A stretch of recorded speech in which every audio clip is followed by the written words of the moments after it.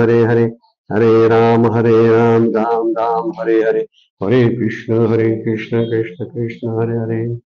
ब्रह्मानन्दं परमसुखदं केवलं ज्ञानमूर्तिं द्वन्द्वातीतं गगनसदृशं तत्त्वमस्यादिलक्ष्यम् एकं नित्यं विमलं अचलं सर्वधी साक्षिभूतं भावातीतं त्रिगुणरहितं सद्गुरुं तं नमामि। नमामि सद्गुरु शान्तं सच्चिदानन्दविग्रहं पूर्णब्रह्मपरानन्द ईशम् आनन्दीवल्लभम् सद्गुरु सच्चिदानन्दं केवलं करुणाकरम् ज्ञानयोगेश्वरं वन्दे ज्ञानदेवापुनः। अलङ्कापुरी पुण्यभूमि पवित्र इतेनानतो ज्ञानराजा सुपात्र तयाठविता महापुण्यराशी। नमस्कार माझा सद्गुरु ज्ञानेश्वराशी।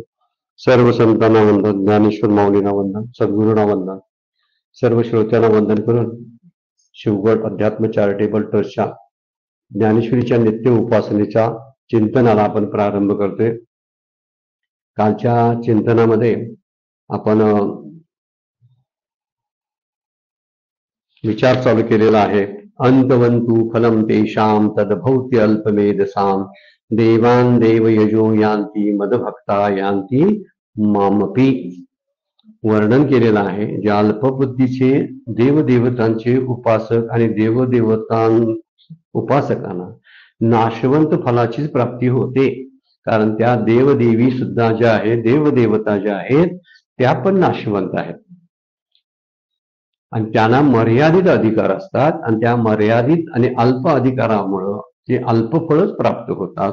अल्पबुद्धीचे लोक अल्प फळामध्ये संतुष्ट होतात, पण जे देवान याती मदभक्ता यांती मामपी, देवदेवतेची भक्ती करणारे देवदेवतेच्या लोकांना प्राप्त होतात आणि माझी भक्ती करणारे भगवंत म्हणतात सायुज्य मुक्तीला म्हणजे माझ्यापर्यंत येतात। शेवटची मुक्ती ज्याला सांगितली ना, सलोकता समीपता, हे सलोक वगैरे काही लोकातून त्यांचं फिरणं असतं, तर ह्यापेक्षा सायुज्य मुक्ती जी चौथी मुक्ती सांगितलेली आहे ती मुक्ती म्हणजे भगवंतापर्यंत जाण्यासाठी मार्गदर्शन सांगतात। पण माऊलीने कालच्या ओळीच्या चिंतनामध्ये आपण पाहिलेलं होतं, काय म्हणतात, किंबहुना ऐशे भजन ते संसाराचेची साधन एक फळ भोगतो स्वप्न नाव हरी निशे। सगळी सृष्टी स्वप्नमय आहे आणि स्वप्नमय सृष्टीमध्ये जीव आकर्षित होत असतो। स्वप्नामधलं भासमान जे सूक्ष्म देहामध्ये, सूक्ष्म देहाच्या याच्यामध्ये स्वप्न पडत असतं, त्यामुळे सूक्ष्म देहा लिंग देहामुळे स्वप्नामध्ये आपल्याला अनुभव येत असतात। स्थूल देहामध्ये स्वप्न पडत नाही आणि कारण देहामध्ये गाढ झोपेत स्वप्न पडत नाही। स्वप्न पडण्यासाठी देह कुठला लागतो, तर सूक्ष्म देह लागतो, ज्याला आपण लिंग देह म्हणतो। हा लिंग देह स्वप्नासाठी पूरक ठरतो, तर हे लिंग देहातूनच आपल्याला गाठ सोडून घ्यायची आहे, म्हणजेच स्वप्नमय सृष्टीतूनच आपण बाहेर पडायचा। खरी गोष्ट आहे, स्वप्नातलं शरीर जे असतं रजोगुणातलं असतं आणि रजोगुण हा विक्षेपातून आलेला असतो। मायेची विक्षेप शक्ती रजोगुणामध्ये कार्य करत असते, सूक्ष्म देहावरती कार्य करत असते ती विक्षेप शक्ती असते। त्यामुळं जे जे देखणे सकळ ते स्वप्नीचे मृगजळ, म्हणून चिंती चरण कमळ बाप रखमा देवी वराचे। संसारातलं हे भासमान अशी जी सृष्टी आहे ही कशी आहे, स्वप्नमय, म्हणजे कशी आहे, देखणे सकळ ते स्वप्नीचे मृगजळ। दोन शब्द माऊलीने वापरलेले आहे बघा। मृगजळ आपण सत्यात जे पाहतो दुपारच्या वेळी जागृतीत असताना मृगजळ आपल्याला दिसत असतं, ही जागृती दिसणारं मृगजळ बरं काय, तेही खोटच आहे। आणि माऊली काय म्हणतात बघा, ते स्वप्नीचे मृगजळ, म्हणजे संसार हा मृगजळ तेही स्वप्नात। किती मोठी वरचा दृष्टांत दिलेला आहे बघा, नुसता मृगजळाचा दिलेला नाही तर स्वप्नातल्या मृगजळाचा दिलेला आहे। संसार हा स्वप्नातला मृगजळ आहे, जागृतीतलं हे मृगजळ नव्हे। भले म्हणूया जागृतीतलं दिसतंय माझ्या डोळ्याला, ते नाहीच। स्वप्नामध्ये मला ते भासमान असतं, म्हणजे जे देखणे सकळ ते स्वप्नीचे मृगजळ, चिंती चरण कमळ बाप रखमा देवीवराचे। अरे तू ह्या संसारातल्या ह्या कमी दर्जाच्या फळांना का नादाला लागतोस, भगवंताचं भजन का करत नाहीस आणि भगवंतापर्यंत पोहोचत नाहीस, असा एक सवाल तुकोबांनी आपल्या अभंगात विचारला होता. त्याचा अभंग आपण कालच्या कार्यनाथविषयी आपण काल बघितला असेल. कालच्या चिंतनामध्ये झालेला अभंग, ज्यांच्याकडे तुकारामांची गाथा आहे त्याने तो अभंग जरूर पाहावा. पाहिला नसेल अजूनही तरी पाहावा. कार्यनाथविषयी कृपाळ देवाशी पोषितो जगाशी एकलाशी. एकटा जगाचं पोषण करतो, या देवदेवता पोषण करत नाहीत. त्यामुळे देवदेवतांना मिळणारी जी फळं आहेत ती मर्यादित असतात. संसाराचं फळ अल्प आहे, ही गोष्ट आपल्याला 148 वेळच्या चिंतनामधून माऊली बोलतात. 149 नंबरचं चिंतन आपण बघूया. हे असो परोते. आता जरा असू दे, परोते म्हणजे जरा बाजूला ठेवूया. हे असो परोते, मग हो का आवडते. जो मनुष्य आपल्या इच्छेप्रमाणे त्या देवतेच्या उद्देशानं, देवदेवतेच्या प्राप्तीच्या उद्देशानं दान करतो, पूजा करतो, यज्ञ असली काहीतरी कर्म करतो, कोणती का असना, तरी यजी तो देवतांते, तो देवत्वासीचे, तो देव लोकांना जाऊन प्राप्त होतो. मरणानंतर त्याला देव शरीर प्राप्त होतं, दिव्य देह प्राप्त होतात. मिळून मिळून काय मिळतं बघा, दिव्य देह मिळतात. दिव्य देह जरी असले तरी काय होत नाही, मृत्यू लोकात येण्याचं चुकत नाही. मात्र जन्म चुकत नाही, जन्म लांबतो, जन्म चुकत नाही. आजचं मरण उद्यावर ढकलणं, ज्याला आपण एक वाक्यप्रचार आहे, म्हण आहे मराठीत.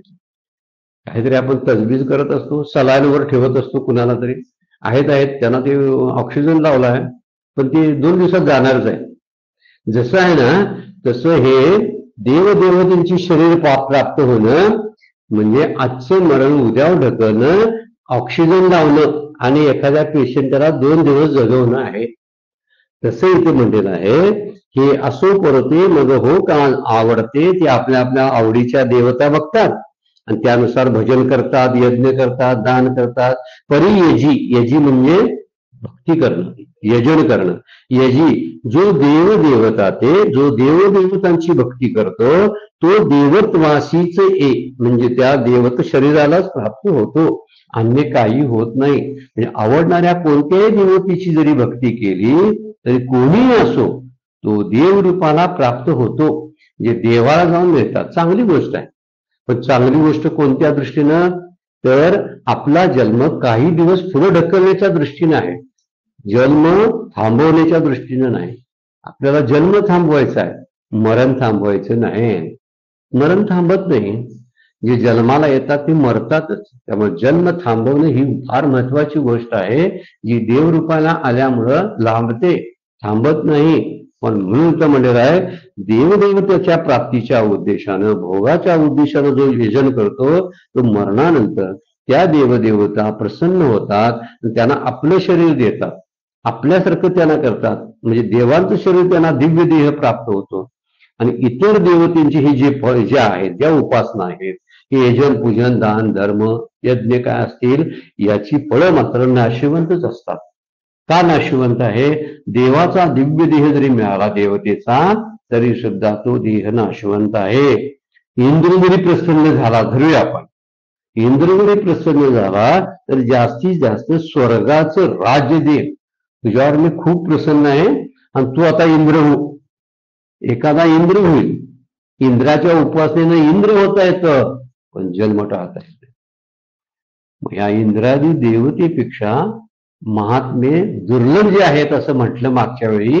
बहुनाम जन्मनामांते ज्ञानमानमान प्रपद्यते आणि वासुदेव सर्वमिती स महात्मा सुदुर्लभा. अशा श्लोकामध्ये भगवंत सांगतात की महात्मे दुर्लभ आणि श्रेष्ठ काय आहेत, तर त्याचं कारण त्या देवदेवतेंच्या पेक्षा त्यांचं शरीर अत्यंत उच्च दर्जाचं आणि दिव्य असतं. आत्मज्ञानी चोकडी संत ही माझी रुपडी. देवांची रुपडी म्हटलेलं नाही, इंद्रांचं रुपडं, मग ब्रह्मदेवाचं रूप असं नाही, यक्षगंधर्वाची रुपडी असं म्हटलं नाही. भगवंत म्हणतात आत्मज्ञानात पारंगत असणारे महात्मे संत ही माझी रूप आहेत. म्हणजे त्यांना कुणाचा देह म्हणजे देहच नाही, पुन्हा जन्मालाच नाही, पण कुठल्याही देवदेवतेची उपासना केल्यामुळं नाशिवंत देह तरी नाशिवंत असणारं दिव्य शरीर प्राप्त होतं. जन्म चुकवता येत नाही. इंद्र जरी प्रसन्न झाला तर प्रसन्न होऊन तो आपल्याला मोक्ष सुख देणार नाही. जोपर्यंत मोक्ष सुख मिळत नाही तोपर्यंत मृत्यू लोकात यावं लागतं. 9व्या अध्यायामध्ये सांगितलेलं आहे, क्षिणे पुण्य मृत्यू लोकी विशंती. मृत्यू लोकाला ते प्राप्त होतात. ज्यावेळी पुण्य क्षीण होतात, संपून जातात, त्यावेळी त्याला मृत्यू लोकात यावं लागतं. पण तसंच इंद्रादी देव ही नाशिवंत असल्यामुळं त्यांच्याकडून मिळणारी जी पद आहेत ती शाश्वत कशी मिळतील सांगा बघू. कुठला इंद्र ब्रह्मपद आपल्याला देईल? देणार नाही. इंद्रपद देईल. तेही कसं, खूप प्रसन्न झाल्यावर इंद्र आपली गादी त्याला देईल. बस बाबा, तू माझा मोठा भक्त आहेस म्हणून. परंतु जन्म मरण चुकवण्याची हिंमत आणि सामर्थ्य त्या देवदेवतेमध्ये नाही. मोक्षाशिवाय जन्म थांबत नाही. आत्मज्ञानाशिवाय मोक्ष सुख प्राप्त होत नाही. आणि मोक्ष सुख आहे हे एकमेव असलेल्या परमात्म्याच्या भक्तीशिवाय ते मोक्ष सुख प्राप्त होणार नाही. त्यामुळे कितीही आपण विचार केला तर मागच्या वेळाने परत विचार केला होता की ब्रह्मादिक पदे दुःखाची शिराणी, काल पण आपण अभंग घेतलेला होता. आजही ह्या उर्मीला तो लागू आहे बरं का. ब्रह्मादिक पद जी असतात ती दुःखाची शिराणी म्हणजे ठिकाण आहेत. दुःखाची ठिकाणं आहेत.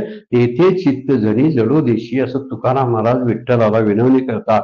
आणि म्हणून तुकाराम महाराज म्हणतात, काही केलं, त्याच अभंगामध्ये म्हणतात बघा, तुका म्हणे त्याचे कळले आम्हा वर्म, जे जे कर्म धर्म नाशिवंत. काय नाशिवंत आहे? मुळात कर्मच नाशिवंत आहे. कर्माची फळं कशी शाश्वत असतील सांगा बघू.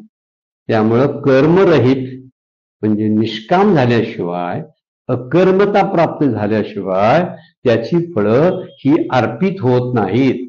फळ अर्पण करणं हा एक मुद्दा आणि फळामध्ये आसक्ती न ठेवता कर्म करत राहणं हा एक मुद्दा. कर्म फळात आसक्ती न ठेवता कर्म करणं याला कर्मयोग म्हणतात. आणि कर्मामध्ये आसक्ती समजा जरी असली तरी ते कर्म भगवंताला अर्पण करणं याला भक्तियोग म्हणतात. मग कर्मयोग करा किंवा भक्तियोग करा, दोन्हीपणी काही करा, पण कर्मामुळे चांगलं काय फळ प्राप्त होणार नाही. कर्माला फळच नाही. म्हणून तुकाराम महाराज म्हणतात, आम्हा त्याचं वर्म कळलेलं आहे. तुका म्हणे त्याचे कळले आम्हा वर्म, जे जे कर्म धर्म नाशिवंत. समचर्य दृष्टी विठेवरी साजरी, तेथे माझी हरिवृत्ती राहो.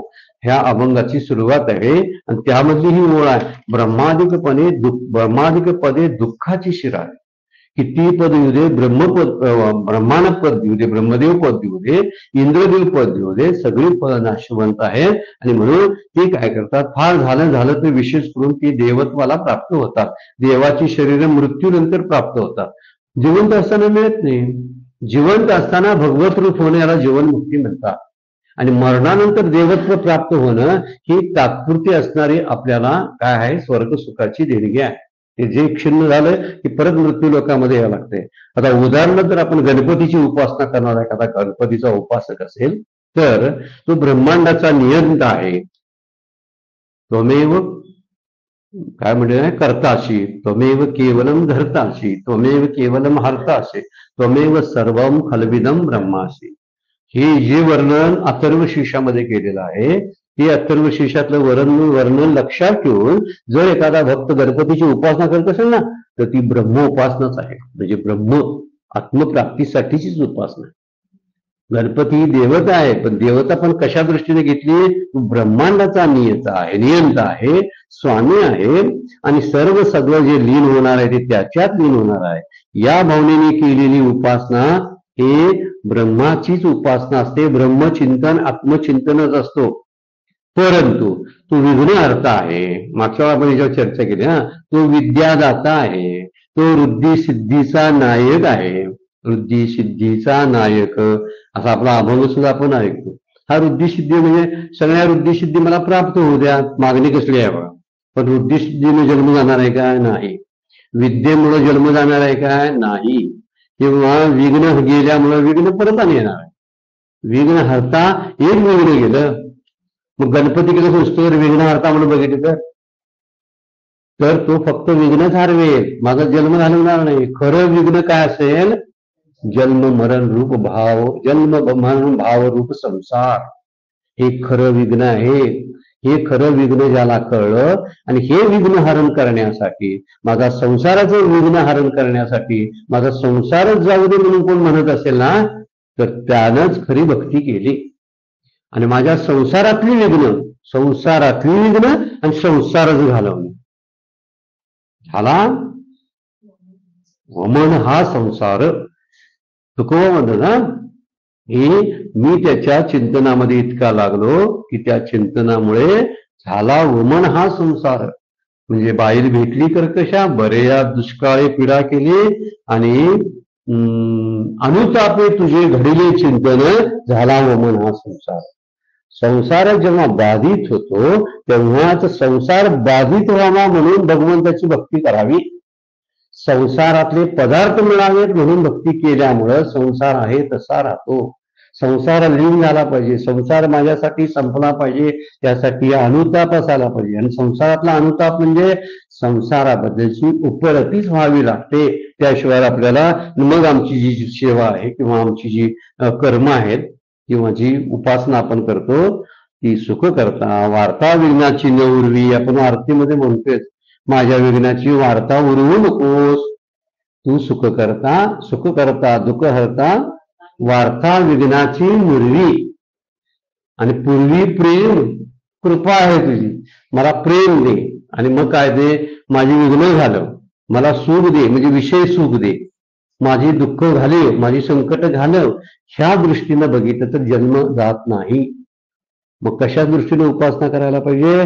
तो सगळ्या सृष्टीचा नियंता आहे आणि तुझ्याकडे काय मागू, तूच सगळं करतोस. या दृष्टीनं मागणं ज्यावेळी बंद होतं ते त्याच वेळी तो ब्रह्मचिंतन होतं. म्हणून ब्रह्मस्वरूपात पाहिलं तर गणपती, सूर्य, सरस्वती, शंकर, विष्णू, काय फरक आहे त्याच्यात?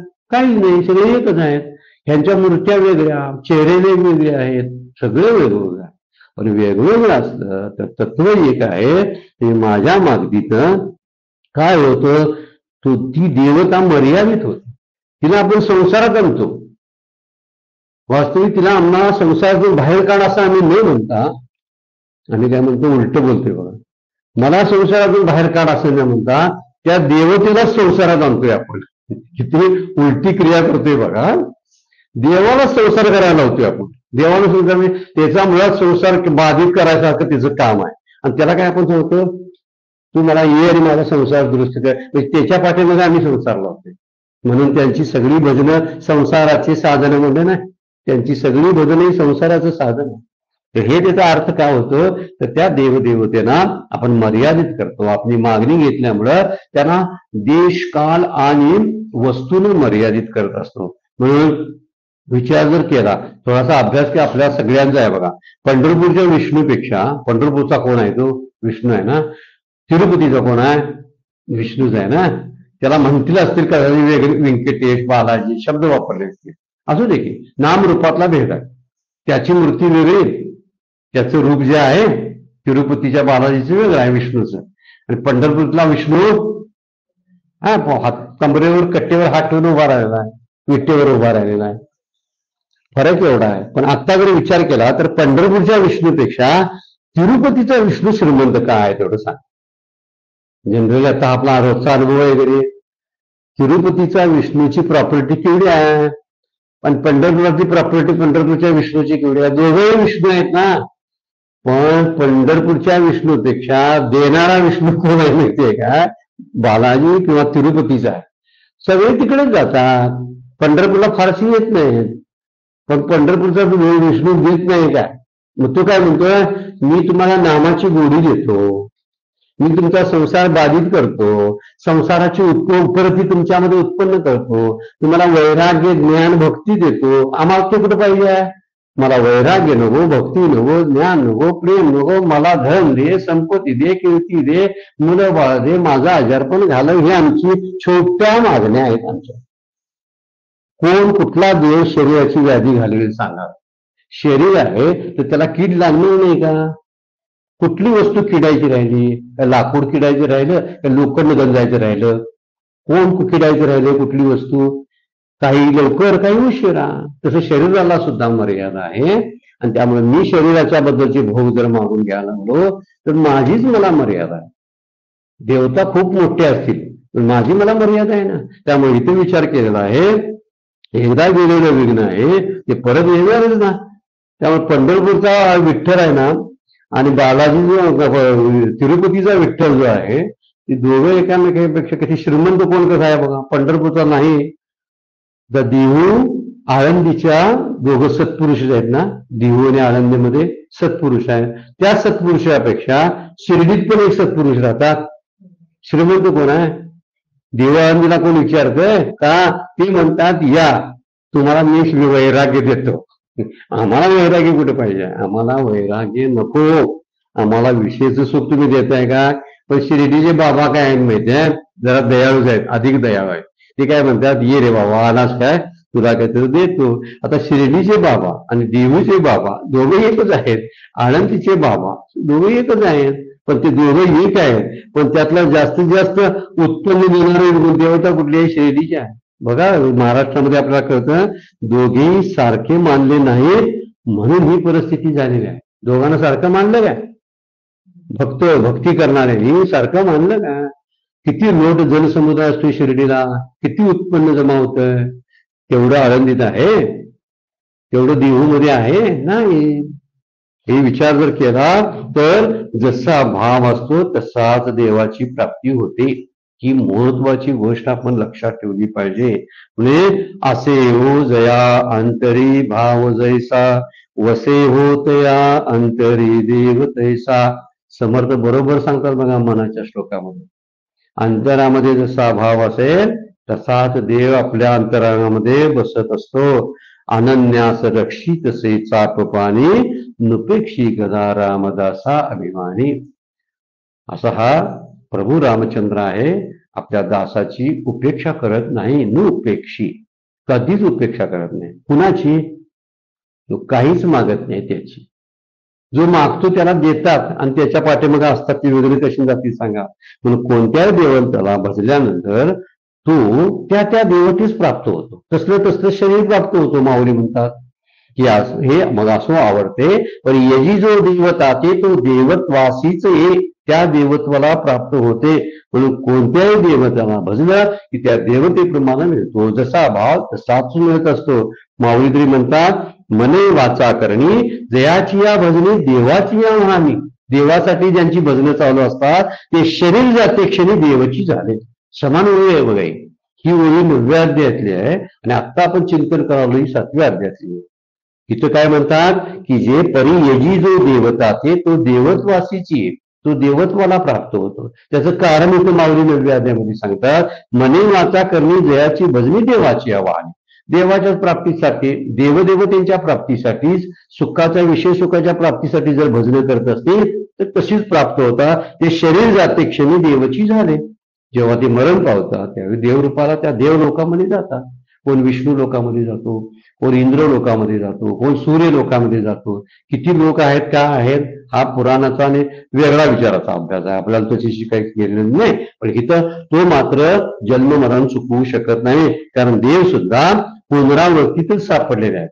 इंद्र सुद्धा त्याचं पद जाणार आहे, ब्रह्मदेवाचं पद जाणार आहे, दुसरा ब्रह्मदेव तिथे येणार आहे. हे सगळं जर घडणार असेल तर तो आम्हाला शाश्वत पद देईल का? हे मोक्षाचं साधन, हे भजन मोक्षाचं साधन तर होत नाही, तर संसाराचं भजन आहे, संसाराचं साधन आहे. म्हणून संसारात जन्मावे मरावं लागतं सारखं. संसार म्हणलं की जन्मणे आणि मरणं. म्हणून संसारात मोक्ष नाही. ज्याचा जन्म झाला तो मरतोच. आपण विचार केला खरं स्वातंत्र्य कशामध्ये आहे? न मरण्यामध्ये स्वातंत्र्य आहे, न जन्माला येण्यामध्ये स्वातंत्र्य आहे. मी जन्माला येणार नाही, मी ठरवणार जन्माला यायचं तुम्ही. तुकोबा आम्ही वैकुंठवासी आलो याचे कारणाशी असं मोठ्यानं बोलतात. वर्तावया साच, ते ऋषी जे बोलले ते साच भावे वर्तावया, हे सांगायसाठी आम्ही आलोय. इच्छेने आले का? ते आम्ही इच्छेने येत नाही. कुणाच्या आई वडिलांच्या पोटी जन्माला घ्यायचं आम्हाला कोणी विचारच नाही. कुठल्या भागात जन्माला यायचं आम्हाला कोणी विचारत नाही. म्हणजे ते ठरलेलं तिकडनं येत असते, तिकडनं सगळे सर्क्युलर पट बाहेर पडत असतात. आमच्या जी ड्युटी कुठल्या गावात लागली ते तिकडून वरण बाहेर पडत असतं आणि तिकडे त्याप्रमाणे जावं लागतं. कोणी विचारत नाही आम्हाला. पण संत महात्मे अवतारी पुरुष जे जन्माला येतात ते त्यांच्या मताप्रमाणे येत असतात. मी तो वर्णन करताना पुढच्या ओळीमध्ये माऊली काय बोलतात बघा. एर तनुमन प्राणी जे अनुसरणे माझी याची वाहने ते देहाच्या निर्वणी मीची होती. बरोबर 149च्या ओळीच्या विरोधार्थी ओळी आहे बघा ही. कारण पहिल्या 149 मध्ये काय बोलतात, जे देवदेवतांना बसतात ते मरणानंतर देवत्वाला प्राप्त होतात आणि जे तनु मन म्हणजे शरीर मन आणि प्राण यानं जे माझं भजन करतात ते शेवटी मीच होतात. म्हणजे भगवत रूप होतात. आत्मज्ञान त्यांना प्राप्त होतं. जे भगवंताचं भजन करतात त्यांना मोक्ष प्राप्त होतो. म्हणजे शरीर वाचा मन किंवा प्राण हे घटक जे आहेत ते फार महत्वाचे आहेत. म्हणून इथं प्रत्यक्ष खऱ्या देवाचा विचार होतो आणि देह पातानंतर ते भगवत रूप होतात, मजरूप होतात असं भगवंत म्हणतात. कधी नदीचं वाहन व्यर्थ जात नाही बघा, कारण नदी ही समुद्रात जात असते. तशी त्याची भक्ती जी असते तनु मन प्राणी जे अनुसरणे मला जे माझं अनुसरण करतात ते माझ्याच रूपाला प्राप्त होतात. म्हणून संसार भोगासक्ती नसल्यामुळे त्यांचा शरीर भाव वाचा भाव किंवा मन भाव किंवा प्राण भाव जो आहे तो देवासाठीच वापरतात. शरीर देवासाठी अर्पण करतात, मन देवासाठी अर्पण करतात, वाचा देवासाठी अर्पण करतात, जीव देवासाठी अर्पण करतात. 4 घटक आपण मागच्या चिंतनामध्ये सुद्धा बघितलेले आहे बघा. मन वाचा काय म्हणलं काया शरीर मन वाचा आणि जीव हे 4 घटक आहेत. आणि 4 घटकांनी भगवंताला शरण जावं असं शास्त्र वर्णन करते. म्हणजे यातलं कुठलं शिल्लक राहिलं नाही. म्हणून सर्व भावे जे शब्द वापरला ना, जे इथं एकच लीला तरले जे सर्व भावे मज भजले. जे सर्व भावानं भजन करतात ते तरुण जातात. आणि तरुण जातात म्हणजे मायेच्या पलीकडे असलेल्या भगवंताला जाऊन भेटतात. भगवंताचं दर्शन मायेच्या पलीकडे होतं, मायेच्या अलीकडे नाही. काम क्रोधाचे पर्वत अलीकडे राहिला अनंत पलीकडे असा तुकोबांचा अभंग आहे. म्हणजे काम क्रोधाच्या पलीकडे ज्यांनी ओलांडून त्यांना जिंकून जे पलीकडे गेले त्यांनाच भगवत रूप होत असतात. मग त्यासाठी काय करायला पाहिजे. माऊलींनी विचार केला की आपलं शरीर म्हणजे काया वाचा मन आणि जीव हे भगवंताच्या प्राप्तीसाठी लावले पाहिजेत, संसाराच्या प्राप्तीसाठी नाही. ज्यांनी हा संसाराच्या प्राप्तीचा विचार या 4 घटकाने केला नाही त्यांना भगवंताची प्राप्ती झाली. आणि ज्यांनी हे 4 घटक प्रपंचाच्या विषय प्राप्तीसाठी वापरले त्यांना विषयच प्राप्त झाले. झाला असेल तर देवाचं शरीर प्राप्त झालं असेल. मोठ्यात मोठी गोष्ट ह्याच्यापेक्षा मोठं काय असेल तर मोठं आहे ते म्हणजे भगवंत रूप होणं. भगवत रूप होणं ही सगळ्यात मोठी प्राप्ती आहे. म्हणून शरण जाताना शरीराने सेवा करणं आणि शरीर भाव सगळा अर्पण करणं याला शरीरानं शरण येणं म्हणतात. मनानं भगवंताचं चिंतन करणं आणि भगवंताचं चिंतन करत हे मन सुद्धा भगवंताच्या चरणी अर्पण करणं याला मन भाव अर्पण करणं म्हणतात. वाचेनं भगवंताचं मुखानं नामस्मरण करणं याला वाचा भाव अर्पण करणं म्हणतात. आणि सर्वस्व आपल्याकडे काही न राहता अहंकारासहित जीव रूपानं भगवंताशी एकरूप होणं याला ब्रह्मैक्य म्हणतात. ह्या शेवटचं अर्पण करणं म्हणतात. त्यालाच आत्मनिवेदन भक्ती म्हणतात.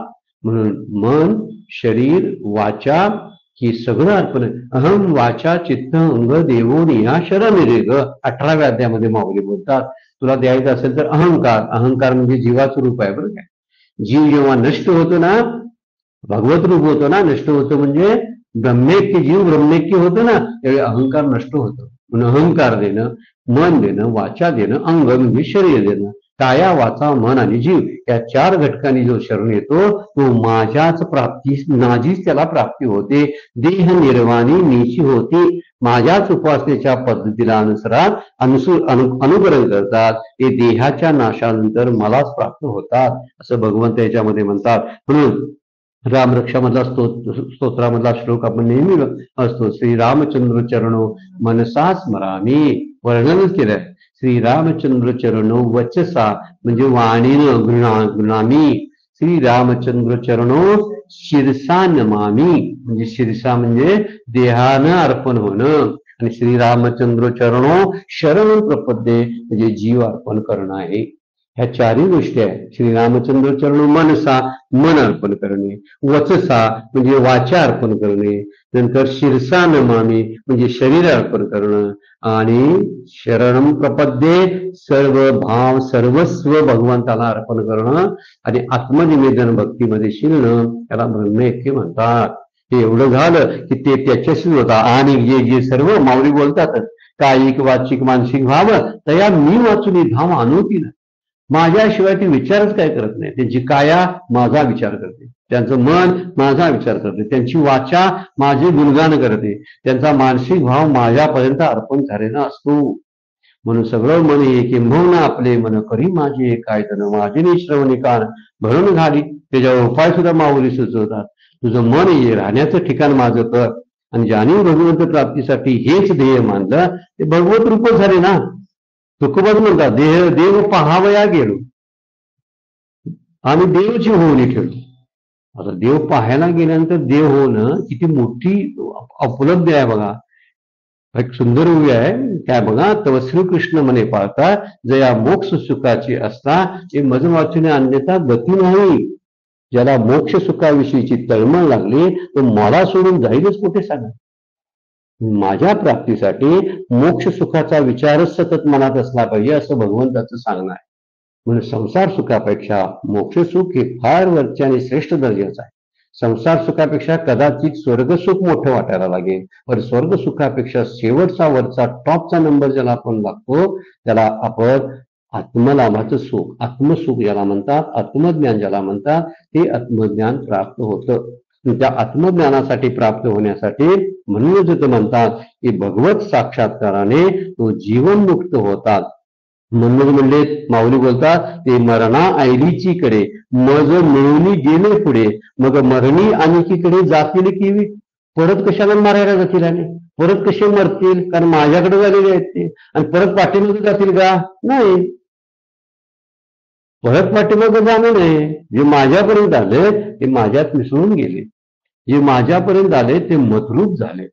मग जर माझ्यापर्यंत जर मद्रूपता प्राप्त होत असेल तर संसाराची मद्रूपता, संसाराची तद्रूपता कशाबद्दल करावी, संसाराची तादात्म्य कशाबद्दल ठेवावं, संसाराचं चिंतन आणि अनुसंधान का ठेवावं. जर सुखाची अखंड सुखाची प्राप्ती, जे सुख कधीच जाणार नाही अशा सुखाची प्राप्ती, आणि दुःख कधीच येणार नाही अशा स्थितीची प्राप्ती जर मला ज्यामुळे होत असेल, ती गोष्ट कोणती असेल, ती प्राप्ती म्हणजे भगवत प्राप्ती आहे. जिथं सुख सतत असतं आणि दुःख कधीच नसतं. म्हणजे दुःखाविना जे सुख आहे त्याला आनंद म्हणतात. दुःख विरहित सुख जे आहे त्याला आत्यंतिक सुख म्हणलेलं आहे, म्हणजे त्याला परमानंदाची प्राप्ती म्हणलेलं आहे. आणि ज्याला परमानंदाची प्राप्ती होते त्याचं येणं जाणं शिल्लक राहत नाही. ते मरणा ऐरीची कडे शब्द किती सुंदर वापरलाय बघा. मरणापूर्वीच ते मला वीर मिळतात, म्हणजे जीवनमुक्तीचं वर्णन केलेलं आहे. मृत्यूनंतरच्या मुक्तीला विधेय मुक्ती मानलेला आहे शास्त्रानं, आणि मृत्यूपूर्वीच्या मुक्तीला जीवनमुक्ती मानलेला आहे. जीवनमुक्ती ही विधेय मुक्तीपेक्षाही श्रेष्ठ मानलेली आहे. त्याचं कारण आहे जिवंतपणे मुक्त स्थितीचा अनुभव तो साधक किंवा तो जीव घेत असतो. आता तो जीवपणाने राहत नाही सोडा, पण त्याची स्थिती त्या महात्म्याची एवढ्या वरच्या टोकाला जाते की मरणाच्या अलीकडेच तो आनंदाचा उपभोग घेतो.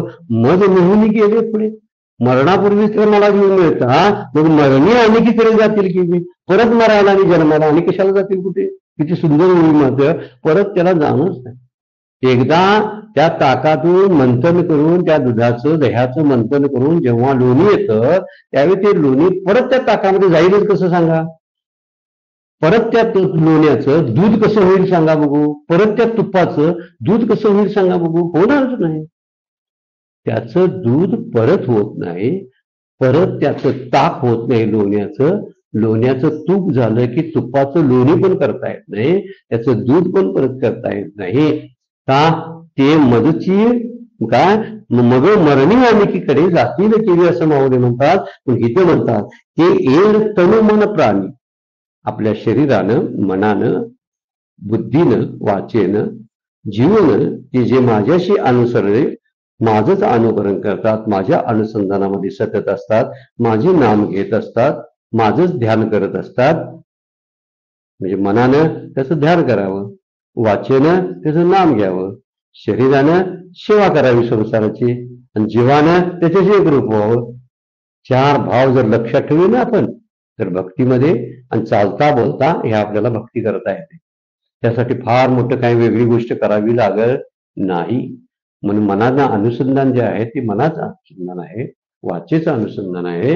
घेई घेई माझे वाचे गोड नाम विठोबाचे, तुम्ही ऐका रे कान, डोळे तुम्ही घ्या रे सुख. किती वर्णन केले बघा. मनात येते धाव वीर आहे विठोबाची पाय. सगळ्या मनानं काय करायचं, जीवा तुका म्हणे जीवा नको सोडू रे केशवा. जीवानं केशवाला सोडायचंच नाही, हे जीवाचं काम आहे. मनानं दुसरं चिंतनच करायचं नाही, त्याच ध्यानात राहायचं. आणि असं जर करायला लागलं आणि वाचन नुसतं नामच घ्यायचं, मनानं चिंतन करायचं, डोळ्यानं त्याचं रूप पाहायचं म्हणजे ध्यान करायचं, मनानं चिंतनात अनुसंधानात राहायचं, जीवानं त्याच्याशी एकरूप व्हायचं, परत जन्माला येणं संपून जातो. हा जर मुद्दा वापरला म्हणजे परत ती झालं. एकदा जिथं तिकीट काढलेलं असते ना, तिथंच गाडी नेऊन उतरते आपल्याला. मध्येच कशी उतरेल सांगा बघू. तिकीट काढायचं कुठलं ते ठरवायला पाहिजे आपण. आम्ही संसाराची तिकीट काढून बसलोय, त्यामुळे परत जन्माला यायचं तर कुठे येणार, गाडी आमची कुठे थांबणार सांगा. संसाराच्या स्टँडवरती, स्टेशनवरती थांबणार. कारण तिकीट आम्ही संसाराचीच काढले ठरल्यात अगोदर. 7 जन्मे हाच नवरा, 50 जन्मे हीच बायको. तिकीट काढून ठेवली का नाही. मला जन्माला द्यायचं नाही तर बायकोनी नवराने बिवरा हे बोलणं कशाला पाहिजे आहे. मग 7 जन्म वगैरे ही प्रक्रिया काय आहे. उगीच आपलं भांडण तंटा घरात होणे म्हणून मागणी आहे म्हणायची. 7 जन्म कसली 7 जन्मे भांडारा जन्माला यायचं का, दुसरं काय करायला यायचं 7 जन्म. म्हणजे परत परत प्रत्येक वेळी संत म्हणतात प्रत्येक वटपौर्णिमेला आणि रिचार्ज मारायचा पुढच्या जन्माचा. का पुढच्या जन्मात मला यायचं अनेक रिचार्ज, पुढे अनेक रिचार्ज मारायचा. सारखं सारखं म्हणायचं हेच मला जन्मोजन्मी पाहिजे. कशाला पाहिजे का, भांडणाची सवय त्यांच्याबरोबर जास्त झालेली असते.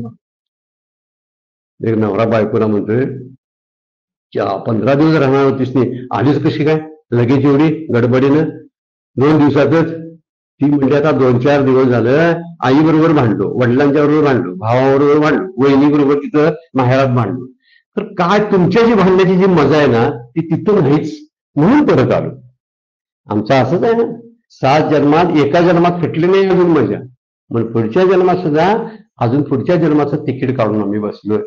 माऊली तरी म्हणतात एकच असं तिकीट काढायचं की ते शेवटच्या स्टेशनवर पोहोचणार आहे, तिथून परत येणं नाही. पोचल्यानंतर परत येणं नसतं. मरणाआधीची कडे मग मिळवणी गेले पुढे, मग मरणी अनेकीकडे जातील की परत कशाला जन्माला येतील. पण ते आपलं काहीच समजत नाही. भगवंतापासून विभक्त नव्हतो, तोच भक्त असतो. मग संसाराला चिकटत नाहीत म्हणून त्यांना भगवत प्राप्ती होते. म्हणून ज्ञान आणि मोक्षासाठी भजन त्यांनाच अनन्य गती प्राप्त होते. ज्याने ज्ञानाच्या प्राप्तीसाठी भजन केलं, मोक्षाच्या प्राप्तीसाठी, भगवंताच्या प्राप्तीसाठी भजन केलं, त्यांना अनन्य गती प्राप्त होते. दुसरी गतीच नाही. संसाराची गती ही पुन्हा पुन्हा येण्यासाठी. म्हणून भगवंत संत सुद्धा म्हणतात असा एक आपला देव करून घ्यावा जो श्रेष्ठ दर्जाचा, जो मला ज्ञान देतो, जो मला आनंद देतो आणि जो मला सुखरूपता प्राप्त करून देतो. अशाच देवाची भक्ती करावी. आपुला तो एक देव करून घ्यावा. तुकोबांचा अभंग आणि परत बघण्यासारखं आहे बरं का. सुरुवात अशी आहे बघा, आपुला तो एक देव करून घ्यावा, तेने विना जीवा सुख नाही, दुसरं सुख नाही. तो एकच देव करावा जो परमात्मा आहे. ईर दुसऱ्या देवता, ईर ते माईक दुःखाची जनिती. सगळ्या देव देवता संसार सुख आणि स्वर्ग सुख ही मला दुःखाचा जन्म देतात, दुःखाला जन्माला घालतात. नाही आधी अंती अवसान, अंतवंत आहे श्लोकामध्ये सांगितलेलं आहे. नाही आधी अंती अवसान, त्यांना स्थितीच काही नाही, त्यांना स्थिती गतीच आहे. आणि जोपर्यंत गती असते, संसाराला गती आहे, मोक्षाला स्थिती आहे. लक्षात घेणं फार गरजेचं आहे की संसाराला गती आहे, मोक्षाला काय आहे, स्थिती आहे. स्थिती म्हणजे पुढे जाणे मागे येणं शिल्लक राहत नाही. आणि संसारात सारखं सारखं पुढेच असतं. पुढे पुढे पुढे पुढे म्हणजे जन्माला सारखं जन्माला त्याला गती आहे. ये गती माईक दुःखाची जनिती नाही आदी अंती अवसान अविनाश करी आपुलिया इशे लावी मनापिशे गोविंदाचे. तुझ्या मनाला अशी आवड लावून घे की ज्यामुळं अविनाशी असणारं सुख तुला प्राप्त होईल.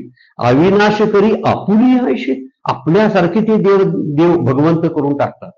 आत्मज्ञानी करून टाकतात. ते जसे कसे असतात सदरूप चिदरूप आनंदरूप तसंच त्या भक्ताला करून टाकतात. तुका म्हणे एका मरणेची सरे उत्तमची उरे कीर्ती मागे. अतिशय श्रेष्ठ झाल्याचं तत्वज्ञान माऊली तुकोबा यातनं सांगतात. तुका म्हणे एका मरणेची सरी एका मरणानंच पुन्हा यायचं बंद होतं. एकदाच मरायचं पुन्हा मरायचं नाही. एकदाच जन्मायचं. ते कशासाठी पुन्हा मरायचं नाही म्हणून एकदाच जन्मायचं एकदाच मरायचं. का मरायचं तर शरीर पडणारच असतं परत जन्माला यायचं नाही म्हणून तो एकदाच मरणार. सुंदर बघ आपुला तो एक देव करून घ्यावा. जरा इंटरेस्ट असेल ना जिज्ञासा त्याने त्या गाथेमध्ये जाऊन पाहावा. त्याची सुरुवात आपुला तो एक देव करून घ्यावा अशी सुरुवात आहे. खरंच आपल्याला मरब वाटत असेल तर त्यामध्ये बघावा. वेळ पण संपलेला आहे. आजची सेवा सद्गुरूंच्या चरणी भगवान ज्ञानेश्वरांच्या चरणी आपण अर्पण करूया. त्या श्लोकावरचा 23 नंबरच्या श्लोकावरचे निरूपण जे आहे माऊलींचं ते 150 होईपर्यंत आपण पूर्ण केलेलं आहे. उद्याच्या चिंतनामध्ये आपण 24 नंबरच्या श्लोकावरच्या ओव्या पाहणार आहोत. आजची सेवा अर्पण करून विराम घेऊया. पुंडलिक वरदारी विठ्ठल श्री ज्ञानदेव तुकाराम